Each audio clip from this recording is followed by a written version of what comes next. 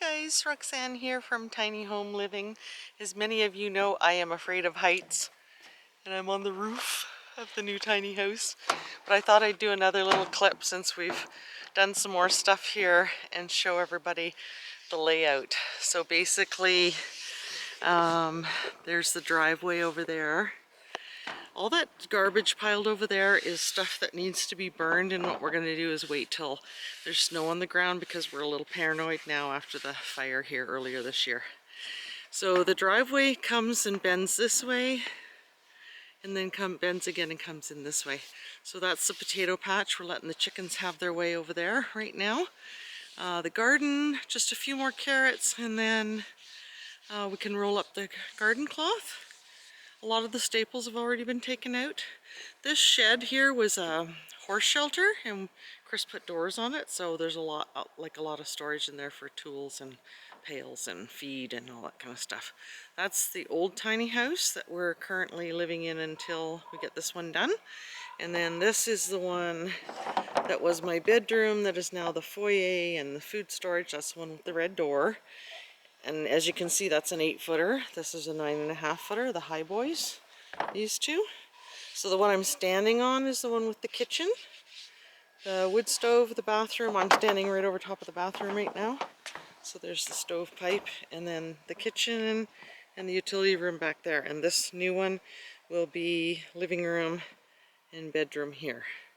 And then the bedroom is 14 feet from the front, and then there will be a doorway going through from this one into the greenhouse, so we don't have to open those exterior doors when it's really cold. And then this sheeting that we cut was 18 feet long. We cut it to 13 to cover the greenhouse.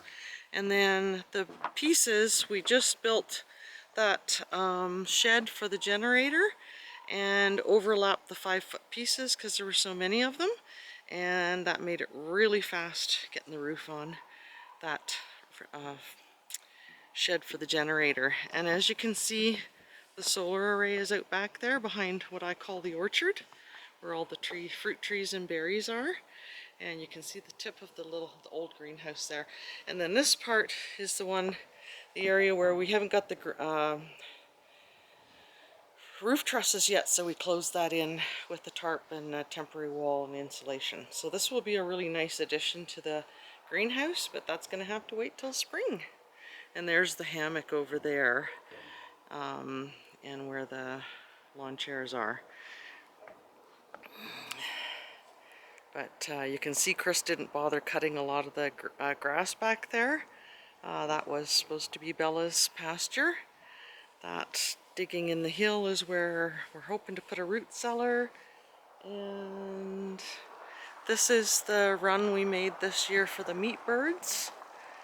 And we've got, we put Ruby and her babies in there to segregate them, and then we put the older hens that had missing so many feathers. They're going to have to go back into the regular coop pretty quick here in the next few days.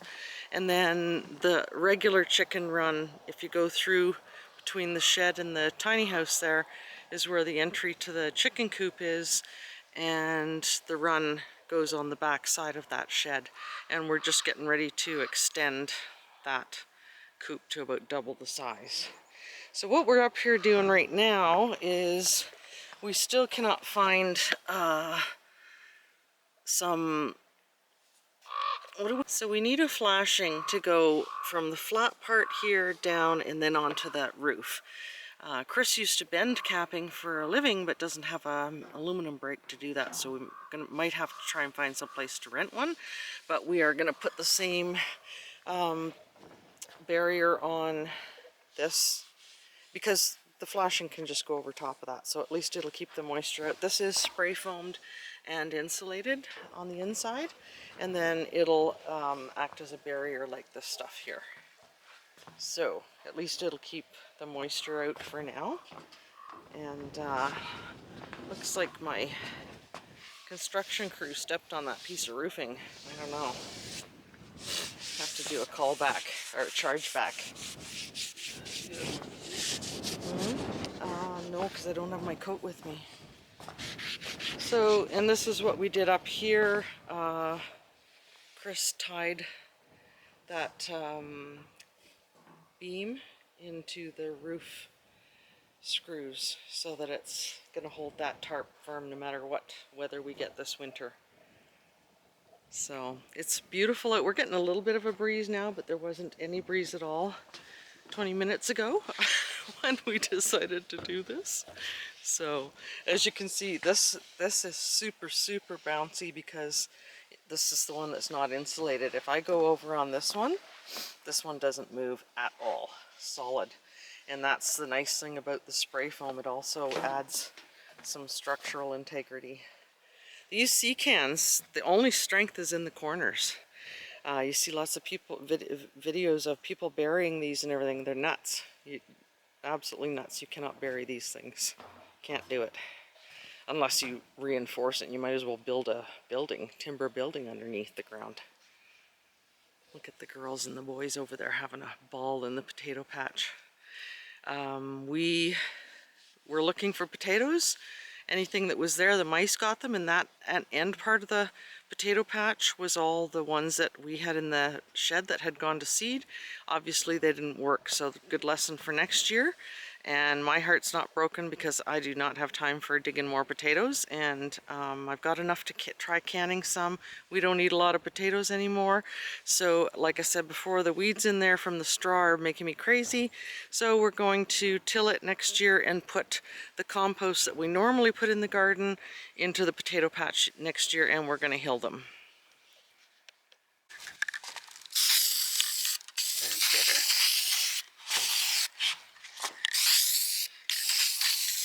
Get a better coating. That's the stuff.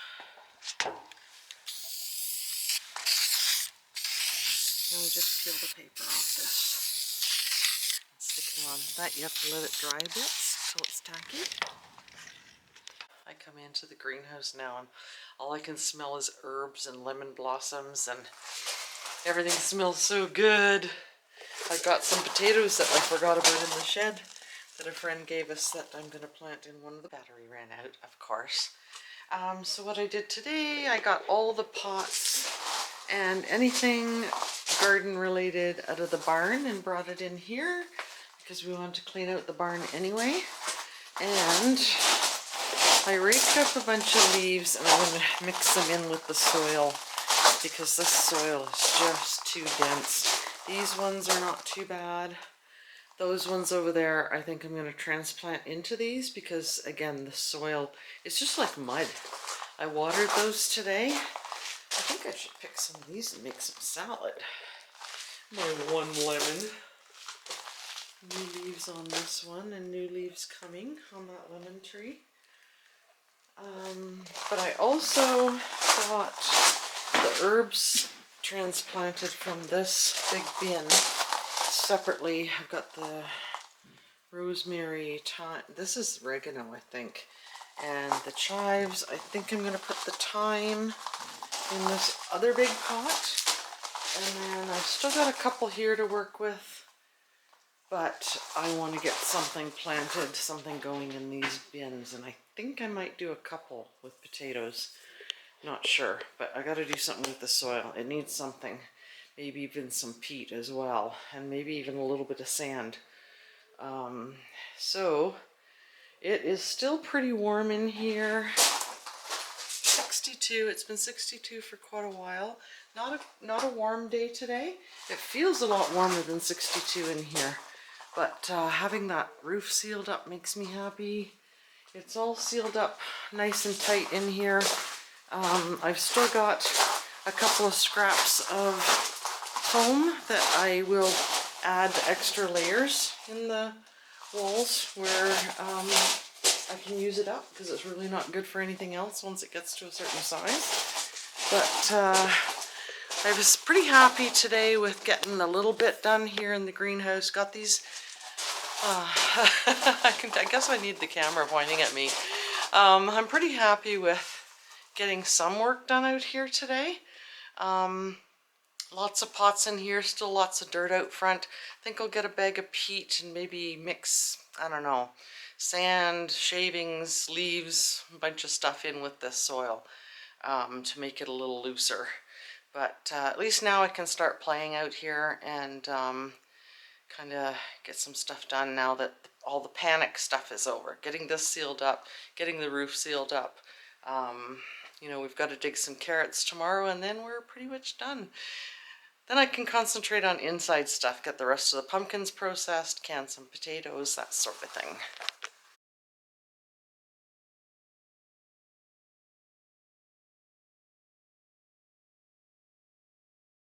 So Chris has been working on getting, this is a muffler, isn't that funny? This little diesel heater running, and we got 2 of them. I would like to have gotten some primer on this before winter, but that's just not going to happen, I don't think. The warm weather is over. So got this diesel heater running inside the greenhouse. Of course the plan was to supplement the heat in here with the wood stove, but we got to get those openings cut first. So this is the backup plan for now. And I think he is going to put the other one at this end. I was trying to use this composter to get the leaves in there, but I think I'm actually going to have to turn over the soil. And I'm going to add some sand as well. Sand will loosen up the soil a bit. And I am harvesting tomatoes today.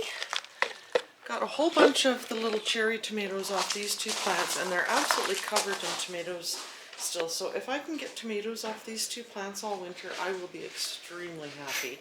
And then I basically took all the aromas that were on these plants. They are not doing as well in that soil as the garden, but that's okay. I might transplant them into bigger pots. The other thing I'm going to do later today, I hope, is we found these in the shed a friend had given to us, and they've got nice sprouts on them. So, and I have not tried these potatoes before. They're Columba. So I would like to plant some of those, and the Yukon Golds are sprouting too. So I thought these would have died, but they are not dead. I like New Orleans too. I haven't tried these red Pontiacs. And what is this one? Oh, I haven't tried these either. Gourmandine. And some of the seed onions are still good. So this is awesome timing. I will get my thyme out of that bin and into this pot. I've got the herbs separated from this pot, and I am going to put the first batch of potatoes in here, and I'll put a stake in each of these so I know which ones I planted where. And then I'm going to get some sand and put a bucket of sand in each of these buckets because it has that new soil that is just like mud, and I'll plant some of these potatoes in there. Start of the experimentation. Oh, and I'm so excited to realize that this huge pepper plant here is bell peppers. I thought all my bell peppers were dead. That one's a bell pepper, those are sweet peppers, and this one is the jalapeno. So, and I want to get that little jalapeno plant transplanted into a different pot too, I think. So lots of fun now. Now the fun starts. So I think we're going to put the other diesel heater on that wall over there so it's out of the way. But I'm not sure if that'll get done today.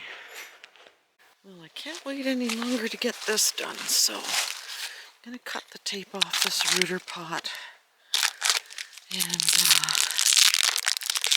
see if I can get it. If the roots aren't good enough, I will just cut it with my little tree trimmer that I prune the trees with. Let's see what we have. I'll get this in a pot. It's kind of dry too, so that's not good. It's not really supposed to get dry, but I haven't been paying attention to this. Let's see if I can get this apart. So this is quite dry compared to when I looked at it before. So basically I'm going to cut it there and get this in a pot. Get it nice and moist again. So I'm going to put some tree bandage on that part and take this and put it in a pot in the greenhouse. Too cold out here. So I'm just going to use this pot here. This actually had something else in it, and it's a good size to start this tree in, so I'm just going to plant it in there and get it watered really good. Don't need to plant it very deep because it's just got that little ball on the branch. So I'm just going to got a little hole to get this in it, this little ball, and then I'm going to get lots of moisture in it. It's too dry. I haven't been watering that little cup. Now, I've got these 2 stakes that I had from something else, so I think I'm going to put them in here beside it so I can prop it up. Keep it sort of straight for now. Just till it kind of takes root. I think I'll put a zip tie around there, and then that'll just hold it firm for now.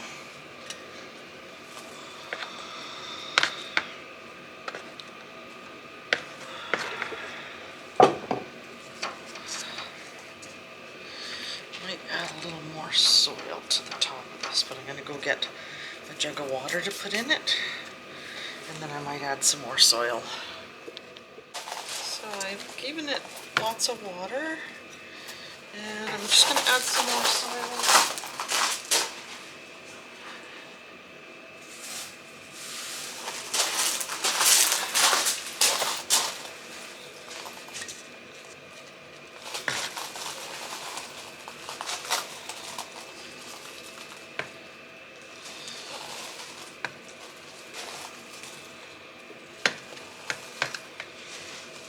And again, another experiment. Hopefully I didn't just chomp a big part of my cherry tree off for nothing.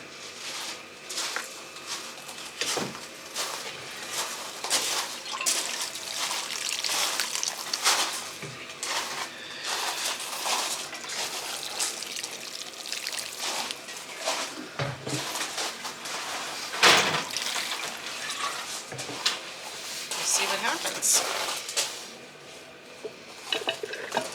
It's pretty big so far, and there's lots of buds on all the branches too.